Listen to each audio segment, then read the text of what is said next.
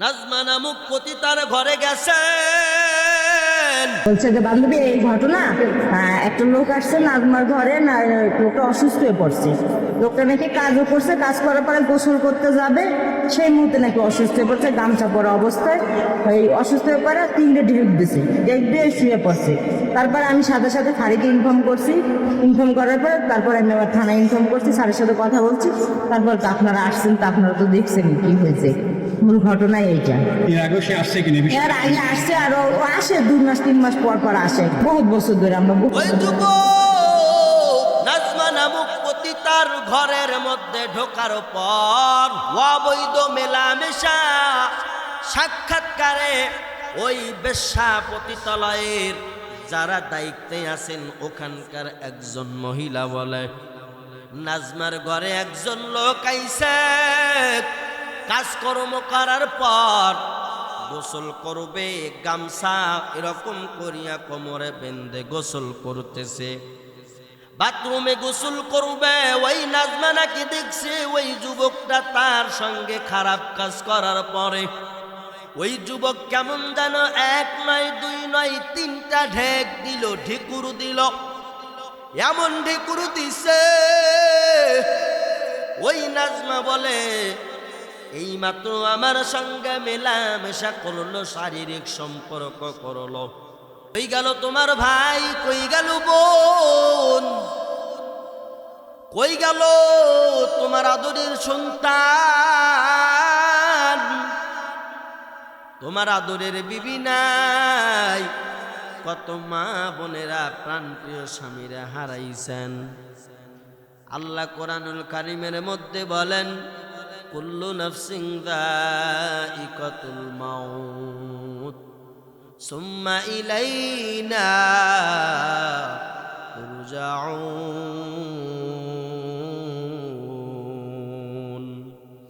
আল্লাহ বলেন, হে দুনিয়ার প্রত্যেক নফসকে মৃত্যুবরণ করা লাগবে, করা লাগবে, করা লাগবে। মৃত্যু কেউ কোনোদিন রেহাই পাবা না, কেউ কোনোদিন রেহাই পায়ও নাই, কোনোদিন রেহাই পাবেও না।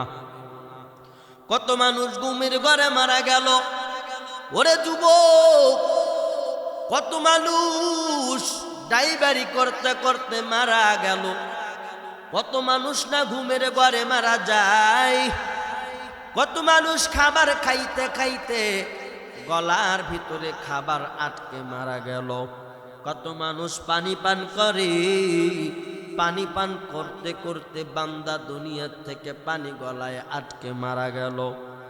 ওরে কত মানুষ স্ট্রোক করে মারা গেল রে যুবক। এরে আমার মদিনার নবীর আশিক, আমার বাংলাদেশের ঘটনা, কলিজা ব্যথায় ভরপুর। কি বলবো আর কি বুঝাই।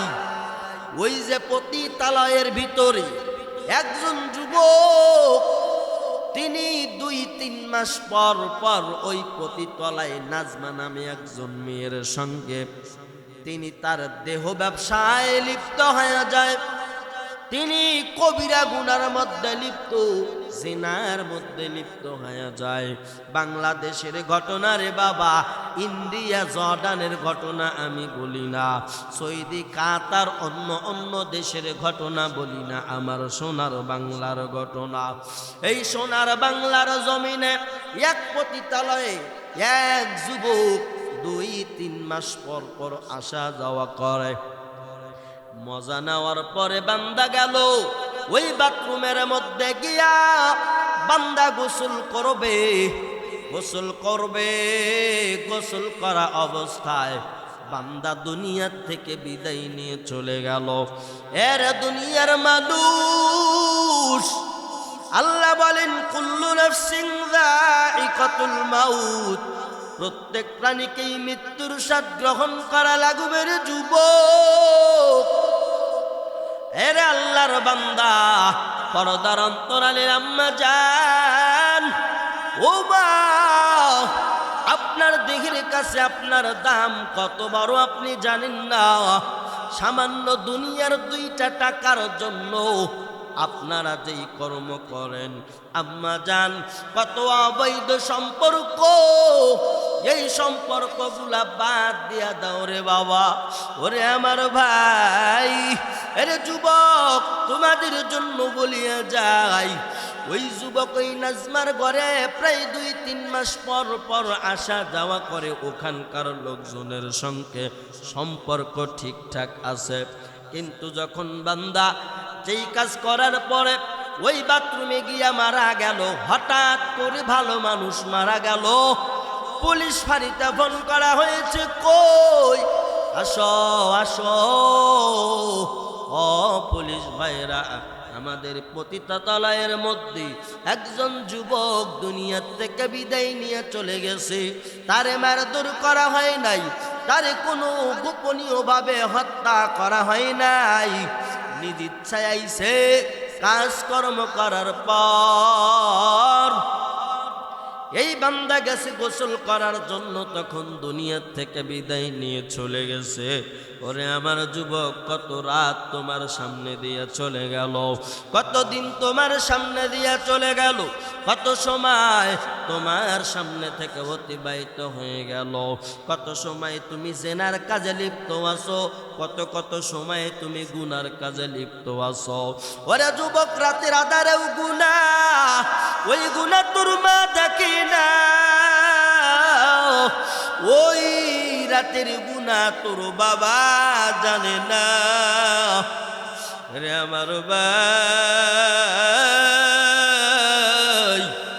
ওই গুনার খবর দুনিয়ার যদি কেউ না জানে, আমার মাওলা আলিমুল গায়ব, আমার মাওলা গোপনের গায়েব খবর করনেওয়ালা, ওই মালিক কিন্তু দেখে। ওরে যুবক, আর কতকাল গুনাহ করবি, ভয় হয় না? কিসের যৌবনের বাহাদুরি, কিসের দিমাগ দেখাও, এই দিমাগ তোমার শেষ হয়ে যাবে। আজরাইল যেদিন মরণ ফাঁদ তোমার সামনে হাজির করে দিবে, ওই দিন এক পা গাইতে না দিবে, এক পা পিছাইতে না দিবে রে বাবা। আজরাইল এমন ফেরেশতা, যার কোনো দয়া নাই, কোনো মায়া নাই, উনি শুধু বোঝে আল্লাহর হুকুম। এরে দুনিয়ার মানুষ, আমার মাওলা এই দুনিয়ায় এত ঘটনা ঘটায়, তারপরও কি হুঁশ হয় না? আমার মাওলা কত মানুষের ডেলিভারি অবস্থায় আম্মা জানদের দুনিয়া থেকে নিয়ে যায়। এরে আমার ভাই, ওরে কত মানুষ কৃষিকর্ম করে, ক্ষেতের মধ্যে চাষাবাদ করে, হঠাৎ করে বিজলির আওয়াজে বান্দা দুনিয়া থেকে বিদায় নিয়ে যায়। মেঘের ডাক পড়িয়া কত মানুষ মারা গেল, কত মানুষ অ্যাক্সিডেন্ট করিয়া মারা গেল, কত মানুষ আগুনে পুড়িয়া মারা গেল। ওরে আমার ভাই, ওরে যুবক, তুমি কি মরবা না? তোমার কি মরণের কথা স্মরণ হয় না? স্মরণ হয় না? আমার মদিনার নবী হাদিস শরীফের মধ্যে বলেন, মুতু কবলা আন তামুতু। ও আমার উম্মতের বেটা বিটিরা, মরার আগে মইরা দেখ, মরার আগে মইরা দেখ, এই দুনিয়া তোমার কিছু না, কিছু না, কিছু না। এই দুনিয়া ধোঁকাবাজ, এই দুনিয়া ধোঁকাবাজ, এই দুনিয়ার মানুষগুলো বড় ধোঁকাবাজ।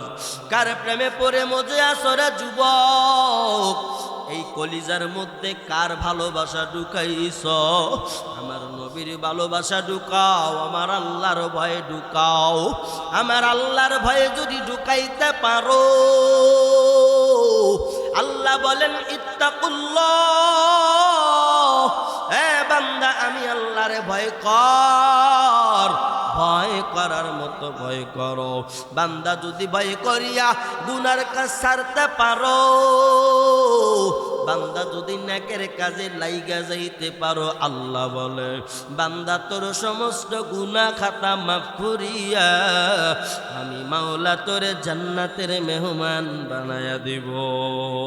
আল্লাহ আল্লাহ কে মুবারক নাম হায় আল্লাহ আল্লাহ আশিকু কাম হায় আল্লাহ আল্লাহ ইসে শিরিন ইস্ত নাম শির সাকার মিকুনাদ জামাম তামাম। আরে আমার ভাই, আরে মদিনার নবীর আশিক, দিলের কান লাগায়া শুনো, এই যে মরণ এমন একটা জিনিস, এই মরণ বলে আপন দেখে না, পর দেখে না, রাত দেখে না, দিন দেখে না, কত সময় কোন কোন সময়ে কে মারা যাবে। হায়াত, যেই হায়াতের গাছ আছে, হায়াতের নাম লেখা আছে, কতদিন বান্দা বাঁচবে, কতদিন মরবে, এই হায়াতের গাছ আছে, গাছের পাতা যখন ঝরে পড়ে যাবে বান্দা আর দুনিয়ায় সেকেন্ড মাত্র থাকতে পারবা না, বান্দা তোমার কবরের দিকে রওনা দেওয়া লাগবে। মৌত কাসিন কুল্লু নাসিন শারেবু আগরবাইতিন কুল্লু নাসিন দাখেলো। মরণ একদিন হবে। আমার মায়ের নবী সাহাবায়ে কেরামদেরকে নিয়া নবী আমার বলেন, তোমাদের আমি আজকে একটা গল্প বলবো, গল্প শোনাইতে চাই। আমি মুহাম্মদ নবী রাহমাতাল লিল আলামিন, আমি যদি তোমাদেরকে গল্প শুনাইতে চাই, বলো তোমরা শুনবা কিনা? সাহাবায়ে কেরাম ডাকতে বললেন, ইয়া রাসূলুল্লাহ, ইয়া হাবিবাল্লাহ, মায়ার নবী আপনি গল্প বলবেন আর আমরা শুনবো না, তাই কি হয়? নবী গো, আপনি আপনার পাক জবান থেকে আমাদের যেই নসিহা শোনাবেন, যেই গল্প শোনাবেন, নবী গো আমরা আপনার গল্প শুনবো, মানব। আমার নবী বলেন, ও সাহাবায়ে কেরাম, তোমাদের প্রত্যেকেরই তিনজন ভাই আছে, ভাই আছে, ভাই আছে, তোমরা জানো? বলে না, আমরা জানি না। কেউ বলে না, মায়ার নবী গো আমার তো ভাই নাই, আমি মা বাবার একমাত্র সন্তান। কেউ কেউ বলে আমার দুইটা ভাই আছে। আরে আল্লাহর বান্দা, আমার নবী বলেন তাইলে একটা ঘটনা শোনো। এক ব্যক্তির তিনজন ভাই, এক ব্যক্তির তিনজন ভাই আছে। এই তিনজন ভাইয়ের মধ্যে আরে তারা তিনজনই দুনিয়ার উপর জীবিত, কিন্তু যেই ভাই দুনিয়ার থেকে বিদায় হয়ে চলে যাইতেছে, এই দুনিয়ার হায়াতের রশি শেষ হয়ে গেছে। এরে আল্লাহর বান্দা, নবী বলেন ওই লোকটা দুনিয়ার থেকে ইন্তেকাল করবে, এমত অবস্থায়, মুমূর্ত অবস্থায় তার ভাইকে ডাকা হলো। প্রথম নাম্বার, ভাই ও আমার ভাই, আমি দুনিয়ার থেকে বিদায় নিয়ে চলে যাব, তুমি বলো আমি চলে গেলে তুমি আমার জন্য কি করবা? ওই এক নাম্বার ভাই ডাক দেয়া বলে, ভাই রে, তুমি যদি মরিয়া যাও, আমি তোমার এক নাম্বার ভাই, আমি তোমার থেকে পার হয়ে যাব। ভাই মনে কষ্ট পায় গেল, হাই রে, তোর এত আমি ভালোবাসলাম, আদর করলাম, তোর জন্য কত কষ্ট করলাম, আজ আমি দুনিয়ার থেকে বিদায় হয়ে যাব, তুই বললি আমি বিদায় হলে তুই পার হয়ে যাবি। মনের কষ্ট নিয়ে দ্বিতীয় নাম্বার ভাইরা ডাকলেন। মায়ার নবী জবানে বলেন, জবান নবী আমার তার জবানে এই ঘটনা বলেন। দ্বিতীয় নাম্বার ভাইকে মনের কষ্ট দুঃখে ডাক দিয়া বলল, ওরে আমার দুই নাম্বার ভাই, ভাই রে, আমি তোমার ভাই, দেখো আমি মুমূর্ষ অবস্থা, আমি দুনিয়ার থেকে বিদায় নিয়ে চলে যাব। ভাই তুমি বলো, তুমি আমার জন্য কি করবা রে ভাই? ওই ভাইটা ডাকতে বলে, ভাই তুমি যখন মারা যাইবা ভাইরে, তোমার জন্য বাঁশ ধরে যাব, বাঁশ কাটার জন্য। ওরে আমার ভাই, তোমার জন্য কাফনের কাপড় কেনার জন্য যাব, আতর লবণ সুরমা আনার জন্য যাব। ও ভাই শুধু তাই না, তোমার জন্য 3.5 হাতের জমিন খুঁড়িয়া কবর নামক ঘর বানাবো। বাইরে তোর জন্য নতুন বাসর ঘর সাজাবো। এই জীবনে তুমি বাসর ঘর করেছো, যেই বাসর ঘরে ফুলের মালা থাকতো, গোলাপ ফুল গাঁদা ফুল দিয়া তোমার বাসর ঘর সাজাতো রে ভাই। কিন্তু তোমার এই বেলায় আমরা এমন একটা বাসর ঘর সাজাবো, ওই বাসর ঘরে না দিব কাঁথা, না দিব বালিশ, না দিব কোনো এসির ব্যবস্থা, ফ্যানের ব্যবস্থা। ওই কবরে তোমার মোমবাতিও দিব না, কারেন্টের বাল্বও দিব না, হারিকেনও দিব না। ওই মাটির কবর তোমার জন্য করব ভাই। খনন করার পরে তোমারে বরুর পাতা দিয়া গরম পানি করায়া শেষ বিদায়ের গোসল দিয়া দিব। ওরে আমার যুবক, দিলির কান লাগায়া শুনো। এইবার নবী ডাকতে বলে, ও সাহাবায়ে কিরাম, 2 নাম্বার ভাই শুধু এ কথাই বলে ক্ষান্ত হন নাই, আরো বলেছেন তোমার জন্য বরের পাতা গরম পানি করিয়া গোসল করাব। ওই মসজিদ থেকে পালকি আনিয়া তোমারে কাঁধে করে নিয়া জানাজার ময়দানে যাব।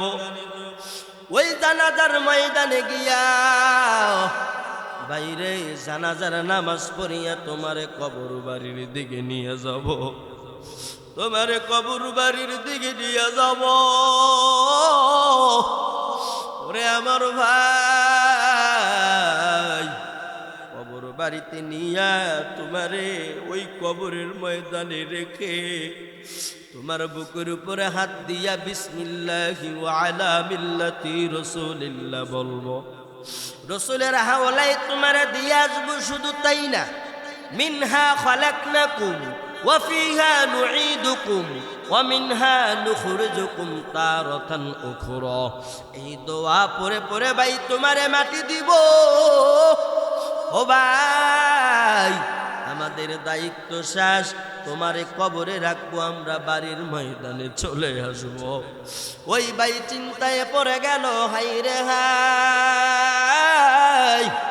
এই মানুষগুলারে আমি এত কষ্ট করে লালন পালন করলাম, আমি নিজে না খাইয়া তাদের মুখে খাবার তুলে দিলাম। এই ভাইগুলাকে আমি কত কষ্ট করে মানুষ করলাম, নিজে পোশাক নেই নাই, ভালো পোশাক না নিয়ে ওদেরকে ভালো পোশাক দিলাম। আজ আমার এতিমের মতো রাইখা যাবে, আর কি বলে আমার সঙ্গে তাদের সম্পর্ক শেষ। হায় রে হায়, আমার উপায় কেমন হবে? মাটির কবরে আমার একা থাকা লাগবে। আমার নবী বলেন, ও সাহাবায়ে কিরাম শুনো, এবার আরো ভারাক্রান্ত হৃদয় নিয়া ওই মুমূর্ষু ব্যক্তি 3 নাম্বার ভাইকে ডাক দিয়া বলে, ওরে আমার 3 নাম্বার ভাই, তুমি বলো ভাই রে, আমি যদি মরিয়া যাই, ও ভাই আমি মারা গেলে তুমি আমার জন্য কি করবা, কি করবা? 2টা ভাইয়ের বিবরণ শুনিয়া কলিজা ছিদ্র হয়ে গেছে। ভাই তুমি 3 নাম্বার ভাই, তুমি বলো তুমি আমার জন্য কি করবা? 3 নাম্বার ভাই দেখতে বলে, ওরে আমার ভাই, 2 ভাই যা বলছে বলছে, ওটা ধরার বিষয় নয়। আমি 3 নাম্বার ভাই, আমি তোমার মরণ অবস্থায়ও থাকবো, মরণের পরেও থাকবো। ও ভাই, তোমার গোসল করাবে তাও তোমার পাশে আমি থাকবো। ও আমার ভাই, তোমারে যখন সাদা কাফনে প্যাকেট করবি, ও ভাই, আমি তখনও তোমার সঙ্গে থাকবো রে ভাই। ও ভাই, শুধু তাই না, তোমার যখন নাকে কানে তুলা লাগাইয়া শেষ বিদায়ের সাজন সাজাবে বাইরে, ও ভাই, আমি তখনও তোমার সঙ্গে থাকবো। ও ভাই, শুধু তাই না, তোমারে জানাজার ময়দানে নিয়ে যাবে, আমি তখনও আছি। ও ভাই, শুধু তাই না, জানাজা শেষ করিয়া কবরে নিয়ে যাবে, আমি তোমার 3 নাম্বার ভাই, আমি তোমাকে ছাড়ব না। কবরে তোমারে রাখবে, সবাই নিমু খারাপের মতো উঠিয়া যাবে। 3 জন নামার পরেও একে একে সবাই উঠে যাবে। ও ভাই, ওই সময় আমি তোমার ভাই, তোমার সঙ্গে থাকবো। তবে ভাই, কবরে থাকবো, হাসরে থাকবো, মিজানে থাকবো, ফুলসিরাতে থাকবো। যদি আমাকে ভালো মনে করো হবে ভালো, আর যদি আমাকে খারাপ ভাবে নাও তাইলে তোমার ফলাফল হবে খারাপ। ও ভাই, আমি তোমার এমন ভাই, তোমার পিছু ছাড়ব না। হয়তো তোমাকে জান্নাতে নেব না, হয়তো তোমাকে জাহান্নামের গর্তে দিব। সহ্য করতে পারবি রে যুবক? ওই কবরের আগুন সহ্য করতে কি পারবি? দুনিয়ার আগুন তাপ সহ্য করা যায় না। ওই যে কত রিসর্টের মধ্যে আগুন ধরে মানুষগুলো পুলে মারা গেল, কত বাসের মধ্যে আগুন, কত ট্রেনের বগিতে আগুন, কত লঞ্চের মধ্যে আগুন, কত কারখানা মিল ফ্যাক্টরির ভিতরে আগুন, কত মানুষ না আগুনে পুড়িয়া মারা গেল। দুনিয়ার আগুন যদি মানুষের শরীরটারে ছাই বানায়া দিতে পারে, বলো জাহান্নামের আগুন এর চাইতে হাজার হাজার কোটি কোটি গুণে ধারালো। কি হবে ওই দিন? এ ভাই, এই বয়ান যখন নবী আমার সাহাবায়ে কেরামকে করলেন, সাহাবায়ে কেরাম ডাকতে বলে, ইয়া রাসূলুল্লাহ, ইয়া হাবিবাল্লাহ, বুঝলাম একজন লোকের 3 জন ভাই, 3 জন ভাইয়ের ঘটনা 3 রকমের। নবী আমার বললেন, এই 3 জন ভাই শুধু তার না, তোমারও আছে, আমারও আছে। দুনিয়া শুরু থেকে শেষ পর্যন্ত আমার আখিরি জামানার উম্মতেরা যতদিন আসবে কিয়ামত পর্যন্ত, প্রত্যেক মানুষেরই 3 জন করে ভাই হবে। সাহাবায়ে কেরাম ডাকতে বললেন, নবী গো, ওই 3 জন ভাইয়ের পরিচয় দেন। 3 জন ভাই কারা কারা? যেহেতু সবারই থাকবে, জানার দরকার আছে। নবী গো, আপনার জবান মোবারক থেকে আপনি আমাদেরকে বুঝাইয়া দেন 3 জন ভাই কার কার হবে, কেমনে হবে? এই 3 জন ভাইয়ের পরিচয় কি রে? এই 3 জন ভাইয়ের পরিচয় কি?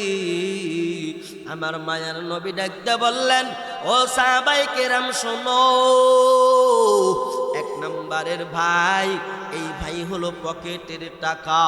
পকেটের টাকা যতক্ষণ থাকবে তোমার নিঃশ্বাস ততক্ষণ থাকবে, ততক্ষণ পর্যন্ত তোমার টাকা তোমার থাকবে, নিঃশ্বাস যতক্ষণ থাকবে। জান এই পাখি দেহের মধ্যে যতক্ষণ থাকবে, পাখি এমন জিনিস উড়াল দিয়ে চলে যাবে, কখন যাবে কেউ বলতে পারে না। ওরে আমি খাঁচা, তুমি পাখি, থাকো আমার ভিতর, হঠাৎ করে উইরা যাইবা না দিয়া খবর, হঠাৎ করে উড়া যাইবা ও বাবা না দিয়া খবর। এই যে প্রাণ পাখি দেহে যতক্ষণ আছে পকেটের টাকা তোমার ততক্ষণ থাকবে। ওরে কত মানুষ অ্যাক্সিডেন্ট করে মারা যায়, কেউ লোকটাকে বাঁচানোর জন্য দৌড়াদৌড়ি করে, ওই দৌড়াদৌড়ির মাঝে আবার এমনও লোক থাকে পকেট মারার তালে থাকে। কথা কন, কথা ঠিক কিনা? আরে আমার ভাই, এই লোক দুই প্রকার তিন প্রকার ওই জায়গাতেও থাকে। মানুষ মারা যায়, তাকে বাঁচানো বাদ দিয়া কেউ সেলফি তোলে, ভিডিও করে, আবার কেউ পকেট মারার ধান্দা করে, আগে পকেটে হাত দিয়ে মোবাইল টানে, আসে না নাই? আরে আমার ভাই, তাইলে এক নাম্বার ভাই বলে আমি টাকা, তুমি যতক্ষণ বেঁচে আসো, জীবিত আসো, আমি তোমার পকেটের টাকা তোমার কাছে থাকবো। আর যখন তুমি দুনিয়ার থেকে বিদায় নিয়ে চলে যাইবা, তোমার টাকা তোমার পকেট থেকে কে নিবে কারো জানা নাই, আমি আবার অন্য জনের পকেটে উঠে যাব। সাহাবায়ে কেরাম ঝর ঝর করে কাঁদতেছে প্রথম নমুনা পাইয়া। আমার নবীজির সাহাবায়ে কেরাম ঝর ঝর করে কান্দে, বলে নবী গো, দ্বিতীয় নাম্বার ভাইয়ের বিবরণ দেন। আমার নবী ডাকতে বলে সাহাবায়ে কেরাম, দ্বিতীয় নাম্বারের ভাই, দ্বিতীয় নাম্বারের ভাই ওই ব্যক্তি, এই ভাইগুলোকে বোঝানো হয়েছে তোমার আওলাদেরা, তোমার ছেলে মেয়ে, সন্তানাদি, ভাই বেরাদার, আত্মীয় স্বজন, এদেরকে দ্বিতীয় নাম্বার ভাই বোঝানো হয়েছে। তাহলে দ্বিতীয় নাম্বার ভাই আত্মীয় স্বজন, আমার ছেলে, আমার মাইয়া, এরা তো ঠিকই আমাকে দাফন কাফন করবে, কিন্তু যদি বলা হয় ও অমুকের ছেলে, তোমার বাবা মারা গেছে, তোমার বাবার সঙ্গে কবরে তোমার যাইতে হবে, বলবে মা পোসাই দোয়াও চাই, বাবারে তাড়াতাড়ি মাটি দেন, আবুল তাবুল কথা বলিয়েন না। বলে আবুল তাবুল কথা বলিয়েন। ও ভাই, ও পর্দার অন্তরালের মা, রে বৃদ্ধ বাবা, এই ভাইজানেরা কি করবে আমারে ফালাইয়া? রোদ বৃষ্টি হবে কি হবে না এটা দেখার বিষয় নেই, দৌড় দিয়ে চলে যাবে। কিছুদিন আগে আমি, আমার একটা কাকা হয়, আমার চাচা, ওই চাচার জানাজায় গেলাম, গিয়া দেখি মৃত মাইয়াতের লাশ দেখলাম ক্যান্সারের আক্রান্ত, এখান থেকে ক্যান্সার বাহির হইয়া এতটুকু খালি হয়ে গেছে, ঘা পরিষ্কার, ঘা দেখা যাইতেছে।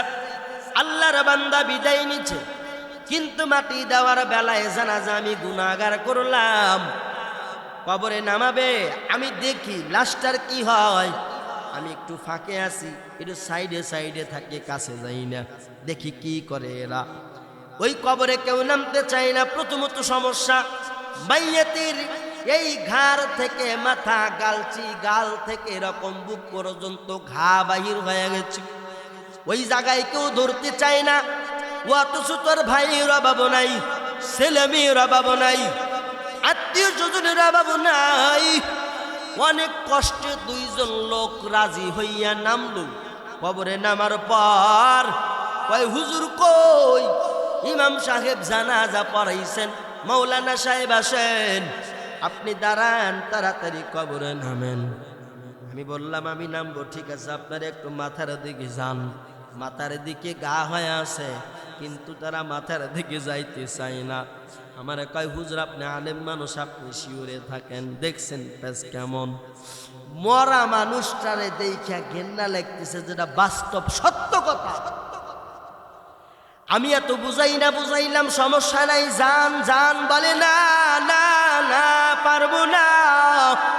ও ইমাম সাহেব, আলেম সাহেব, আপনি আসেন।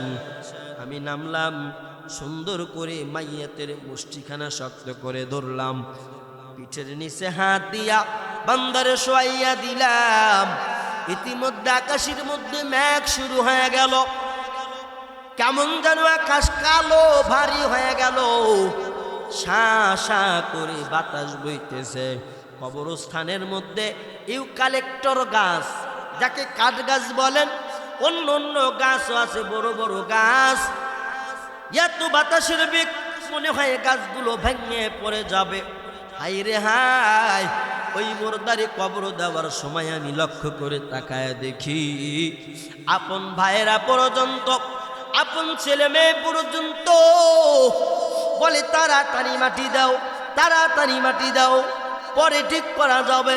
এখন কিন্তু ঝড় এসে গেল, বৃষ্টি নামলে অবস্থা খারাপ, সব ভিজা যাব। দেখছেন নি ও মিয়া, কোন জীবন নিয়ে চলেন, কোন দুনিয়াদারি করেন গো?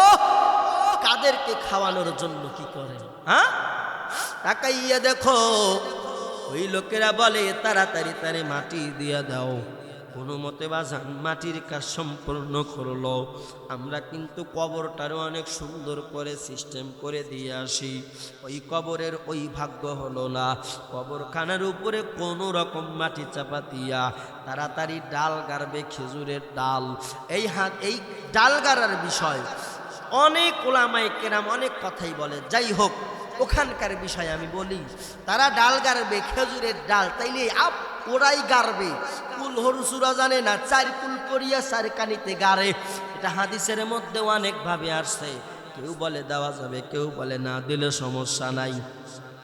কথায় মাইন্ড নেবেন না, বোঝার জন্য বলতেছি।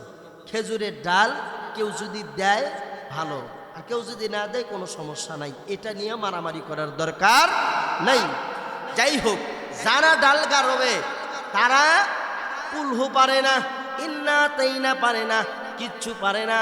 ওই হুজুর কি কইমু, এখানে কি কব, ওই জায়গায় কি বলবো, সুন্দর করে বুঝায় দিয়া তাড়াতাড়ি এরকম খেজুরের ডাল গাড়িয়া চলে আসলাম। তাকায় দেখি মুষলধারায় বৃষ্টি শুরু হয়ে যাইতেছে। শা শা করে পশ্চিম থেকে পূর্ব দিকে ঝড় বাতাস বয়া যাইতেছে। অথচ আমি মনে মনে ভাবলাম, রে এত বাড়ি ঘর থাকতে, টাকা পয়সা থাকতে, আত্মীয় স্বজন থাকতে, আস্তার কবরের উপরে ছাতি ধরে থাকার মতো কোনো মানুষ নাই, কাগজ দিয়ে ঢেকে দেওয়ার মতো কোনো মানুষ নাই। যার যার জান নিয়ে সে বাড়ির ময়দানে চলে গেল। হাইর দুনিয়া, ওরে ভাই, ওরে মা বোন, কার জন্য এত কষ্ট করলি, কার জন্য টাকা কামাইলি, গাড়ি করলি, বাড়ি করলি, তুই মইরা দেখ, তোর কিছু না, কিছু না, কিছু না রে বাবা, তোমার কিছু না, সব মিথ্যা, সব ধোঁকাবাজ। এই জন্য বলি, নবী আমার বলেন 3 নাম্বার ভাই হবে। এটা হলো 2 নাম্বার ভাই। 2 নাম্বার ভাইয়ের কাজ কবরে রাখবে, চলে আসবে। সাহাবায়ে কিরাম সরসর করে চোখের পানি পড়তেছে রে, সাহাবায়ে কিরাম কান্দে, বলে নবী গো, আপনি 3 নাম্বার ভাই, আলামত বলেন। নবী আমার পাক জবান দিয়ে 3 নাম্বার ভাইয়ের আলামত বলতে লাগলো।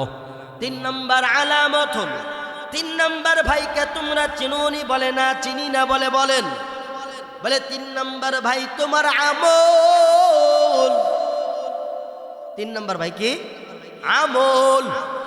কিন্তু আমল আবার 2 প্রকার।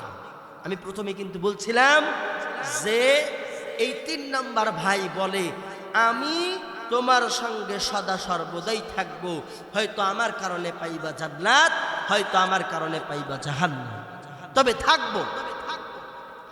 এই 3 নাম্বার ভাইয়ের বর্ণনা নবী আমার মায়ের নবী মদিনার নবী দিতেছে। ও সাহাবায়ে কেরাম শোনো, 3 নাম্বার ভাইয়ের নমুনা এটা হলো আমল। ইন্নামাল আমালু বিন্নিয়াত। মায়ার নবী হাদিস শরীফে, বুখারী শরীফের 1 নম্বর 1 খণ্ডে 1 নম্বর হাদিস বলেন, ইন্নামাল আমালু বিন্নিয়াত। প্রত্যেক কাজ নিয়তের উপরে নির্ভরশীল। আমল, আপনি যদি নিয়ত সহি করে আমল করেন, আমল আপনার ভালো হবে। আর নিয়তের মধ্যে যদি গরমিল থাকে, আপনার আমল খারাপ হবে, ভালো হবে না। এরে আমার ভাই, নবী আমার বলেন, এই 3 নাম্বার ভাই হলো আমল। আমলে সলেহ, নেক আমল, আমলে বদ, বদকার আমল, গুনাহযুক্ত আমল। কোন বান্দা যদি গুনাহ করে, তাইলে তার সাজা পাবে। আর বান্দাই যদি নেক করে, বান্দা কবরের মধ্যে আরাম ফরমাইবে।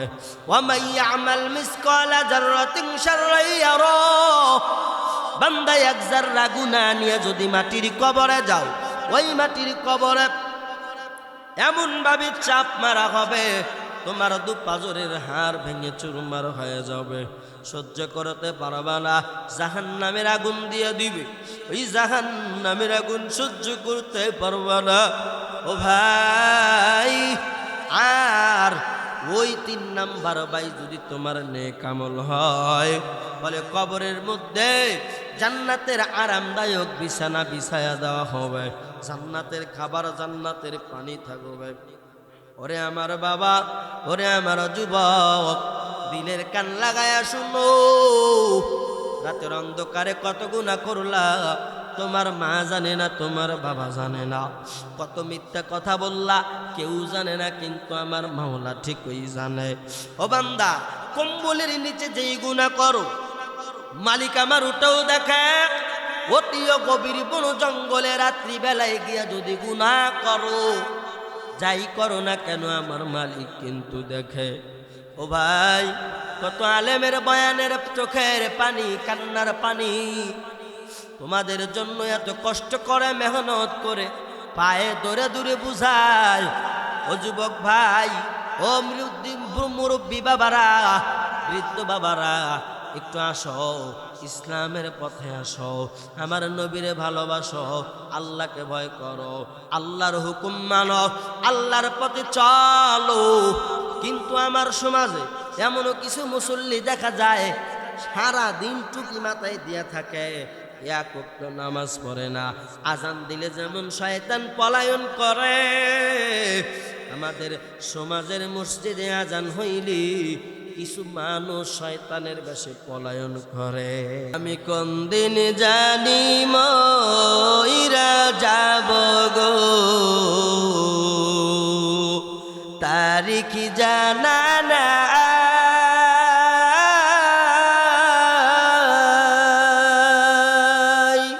কোন দিন জানো আজ রাইলাইসা রে, আমায় নিয়া যায় রে। ওরে জীবন গুনাই গুনাই গেল রে, ওরে জীবন গুনাই গুনাই গেল রে। এই নিঃশ্বাসের বিশ্বাস কইরা গো, এই নিঃশ্বাসের বিশ্বাস কইরা গো, বাদলাম বাড়ি ঘর।